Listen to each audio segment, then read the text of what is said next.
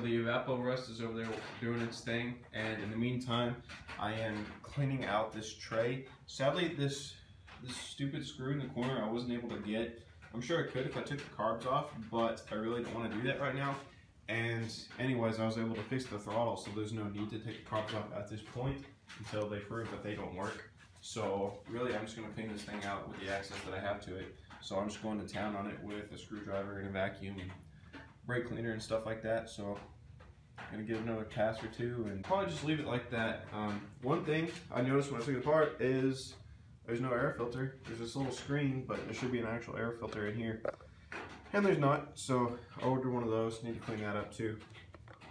So yeah, a lot of stuff was missing off this bike. I mean, a lot of little stuff, but you know, still missing things. So it is what it is. We'll get it going. All right, so this thing dried overnight, and I hit it with stuff, and I put rocks and water and stuff in it, shook it around, washed it out, got as much rust out of it as I could, and now I'm going to pour this red coat stuff in there. Basically, you just pour it in there and you slosh it around to cover all the sides of it, and then you drain it out, and then you let it cure, and that's it. But before I pour it in there, I need to tape up these things in the back. That should be it. Alright, so I went to town on this thing with the red coat, and it seems to have worked pretty well. Won't really be able to tell for sure until I actually pull it and look at it. Drained what was left of it back into this quart. Took a really long time to drain just because the stuff's like molasses. Anyways, it's supposed to sit and cure out for a couple of days, so that's what I'm gonna let it do. But you can definitely see a big difference in there, so I feel good about it. Now the battery's fully charged, and I put it on the bike, and I did connect the ground, and I turned the key, and I'm getting no power at all. So the first thing I'm gonna check is grounds, and we'll see what we're looking at. I'm gonna go to town on it with a multimeter and stuff and see what I can figure out. Just try and at least get some power to this thing.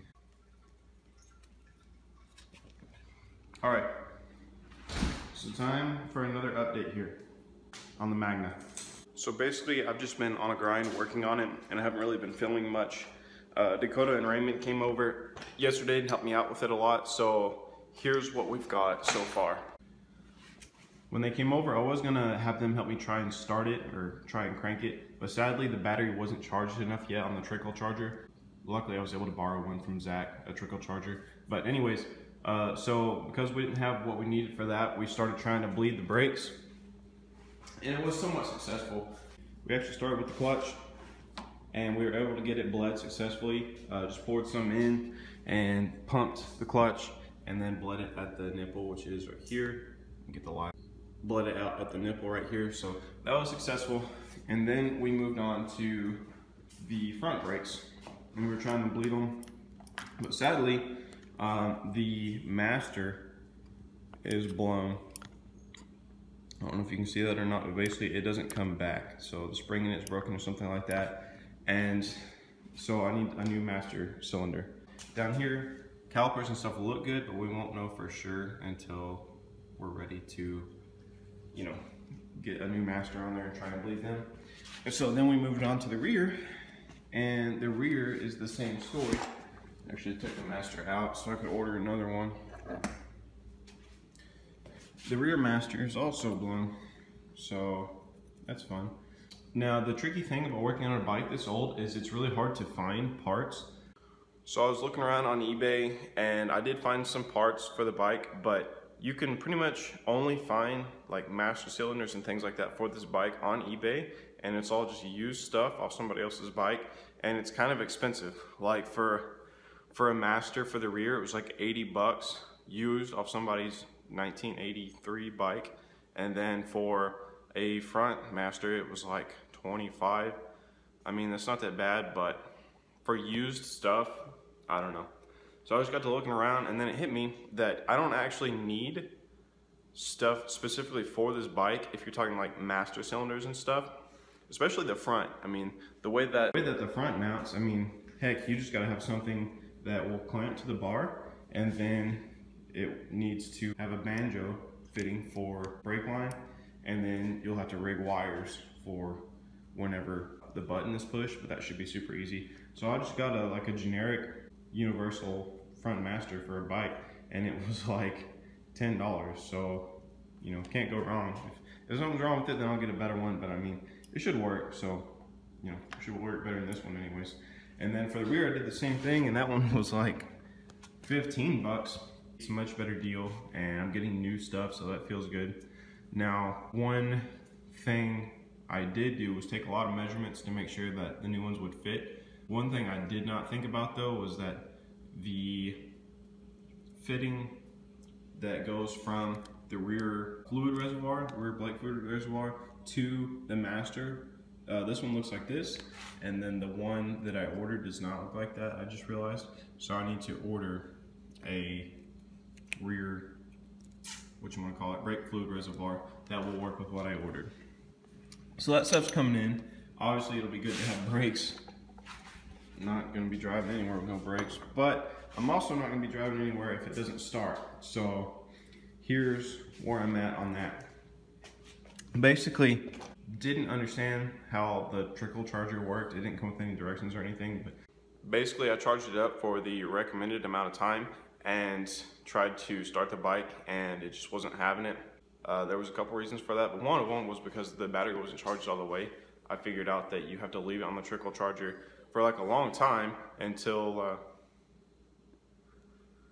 are you whining about?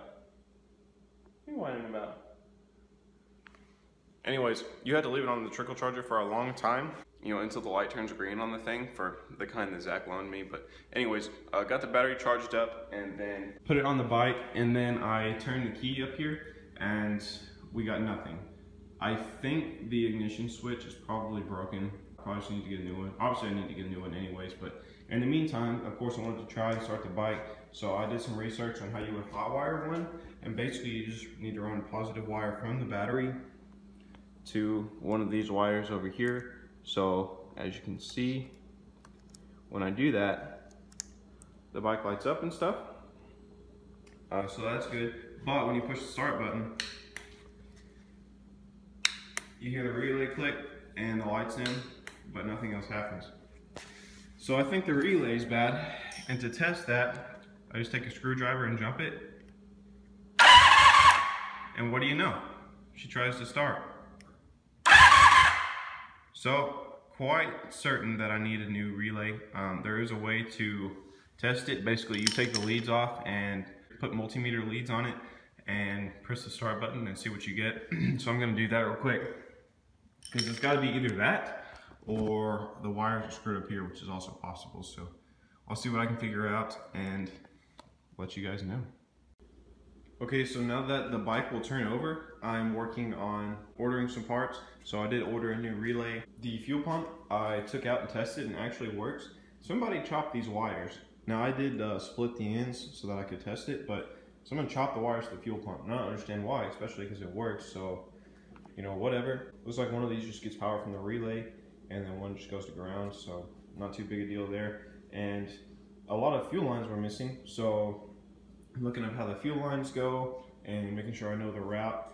And then I was looking at these here. These are vacuum and emissions related and not actually needed. So I'm probably gonna delete that one and that one down there as well. But in looking for where the fuel lines go, I spent a real long time trying to find where they go on the carbs.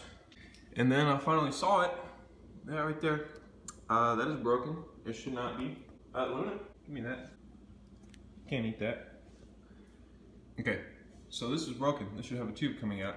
That's where the fuel goes in. I could probably rig something with JB Weld and pipes, but I think that's just the excuse that I needed, or the push that I needed to actually take the carbs off and rebuild them. So that's what I'm gonna do.